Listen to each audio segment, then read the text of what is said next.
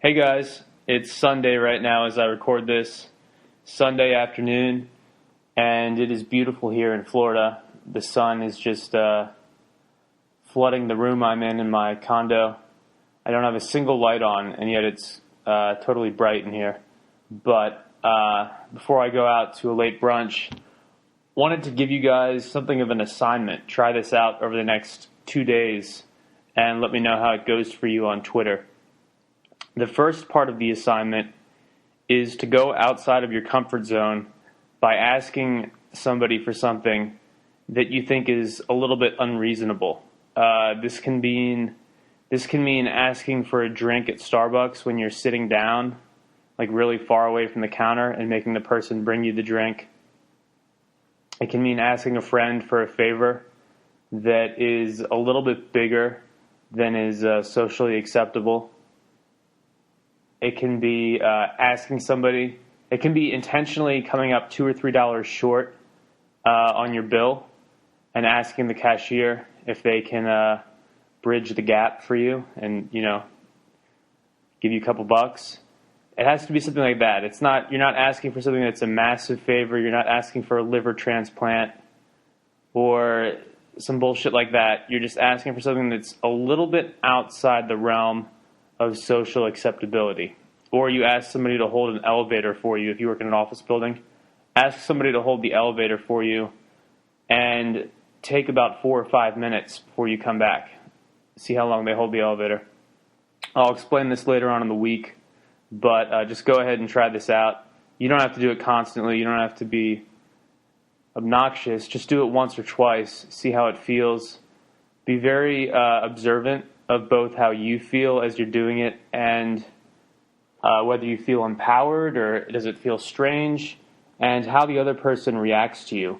Do they react to you in the way that you expected, or is it different? And if so, how? I think you're going to find this really interesting. So that is part one of the assignment. And part two is to look up something called the hedonic adaptation theory, or hedonic treadmill. This is something that was on, I think it was in Duncan Trussell's podcast, or maybe it was on Joe Rogan's, but it's something that I finally have a name for, something that I've known about for a long time. I'm looking up the Wikipedia page on the hedonic treadmill, just so I can read you a very succinct description of what this thing is.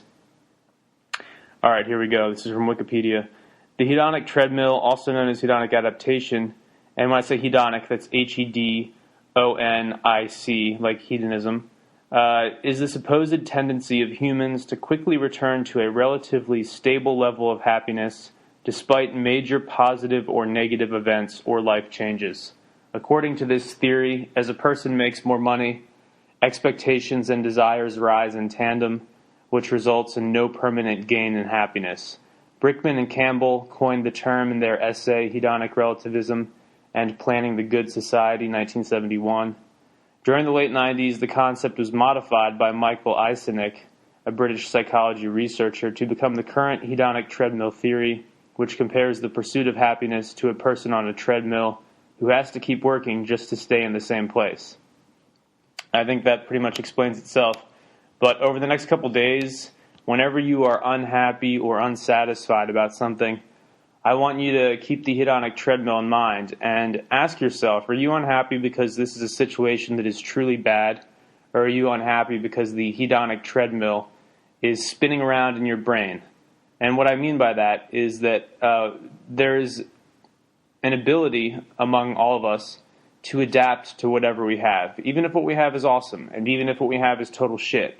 As an example, if your income rises significantly, as per this theory, you'll be a little bit happier for maybe a couple weeks or a couple months, but then your baseline level of happiness is restored.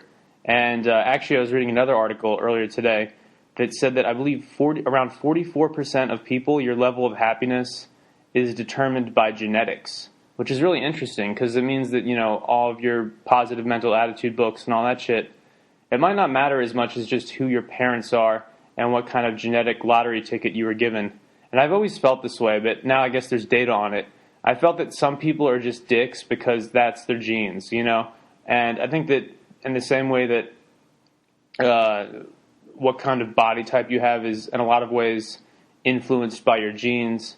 I think that your personality type is also influenced by your genetics. And you can change that with a good environment and with good mentors and, good influences and reading good books. You can definitely improve your personality. I've seen that, and I've improved my own personality, but I was never coming from a really negative, dark place anyway. I always had a pretty decent outlook on the world.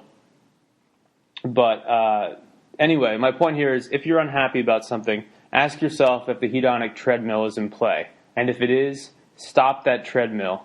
Because so much unhappiness in your life is probably due to this. I know for me personally, I'll just give a kind of personal example here. When I've been in relationships before, I'm like, this is great. I'm getting, companionship and great sex, and I have somebody to hang out with and bounce ideas off of. But it'd be nice to have a little bit of privacy. It'd be nice to have some alone days and to just do my own thing.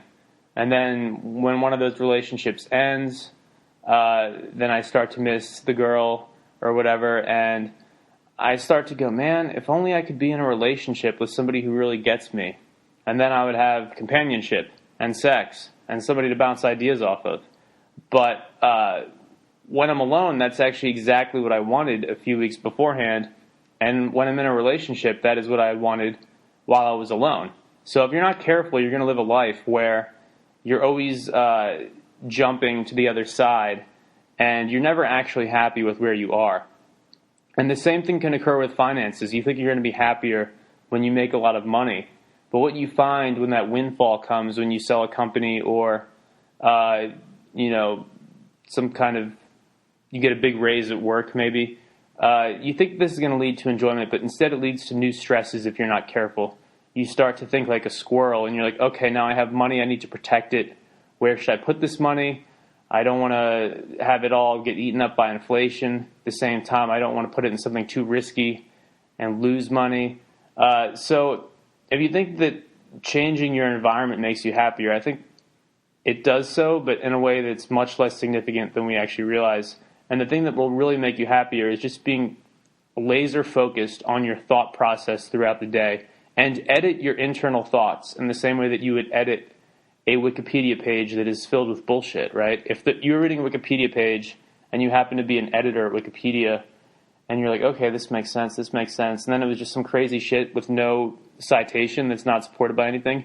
If there's no citation and there's nothing backing it up and it's just a crazy thought, you would delete it. You wouldn't keep it in the entry. And in the same way, when you have that hedonic treadmill start to spin in your brain, you have to stop it cold in its tracks and go, wait, this is exactly what I wanted 3 months ago. This is exactly what I wanted a year ago. I wanted a full-time job that was, that gave me stability and a source of regular income. So why am I upset right now? Or vice versa. If you quit your job recently and you're now sitting on the couch playing Halo and going out on dates and reading all kinds of interesting books because you have more time than you know what to do with, instead of beating yourself up, remind yourself that this is exactly what you wanted. You didn't want to be owned by some shitty boss anymore. You didn't want to be in a cubicle under harsh fluorescent lighting. So just lighten up and enjoy the reality that you've chosen for yourself right now. I feel like this is kind of a good way to do the Sunday podcast when I don't have a guest lined up, is just give you a couple of assignments and try them out. And we're going to discuss this later on in the week when I do have a guest on. We'll discuss the results of this probably on Tuesday or Wednesday. So definitely, depending on when you listen to this episode, try to get this assignment done within the next 24 to 48 hours. And again, part one is asking somebody for a favor or for something that moves you a little bit out of your comfort zone. So it can be holding an elevator for 4 or 5 minutes. It can be asking somebody at Starbucks for a drink and not getting up from your seat, making them bring it to you as if it's a restaurant, which is a slightly rude thing to do. But do one of those things. And what else is going on here? That is really it at the moment. The Abby Martin interview, if you haven't downloaded that one yet, go ahead and download it. I've gotten a lot of positive feedback on that because she goes into some interesting stuff. And also, I've been asking some of my guests recently what kind of response they get from listeners. And it's been awesome. I just got a text message today from a recent guest saying that they got a ton of replies and responses from you guys on Twitter and actually a couple of new opportunities as a result of being on this podcast. So that's fucking awesome. And I'm incredibly grateful to all of you for continuing to listen and continuing to spread the word, and for being a part of this process, recommending guests to me and recommending articles and stuff to talk about. It really feels like a community. It doesn't feel like some top-down thing where I'm just making all the decisions. It feels more like I'm just putting in a little bit of time, and the community of people out there, however many people follow me on Twitter, they're the ones who are really making this happen and are, enabling this thing to get a bigger and bigger audience. So thank you, and enjoy the rest of your weekend, and do those 2 assignments. It's definitely something I'm going to be talking about, and it's kind of like our little peaceful version of the Fight Club, if you've ever read the Chuck Palahniuk book or watched the movie.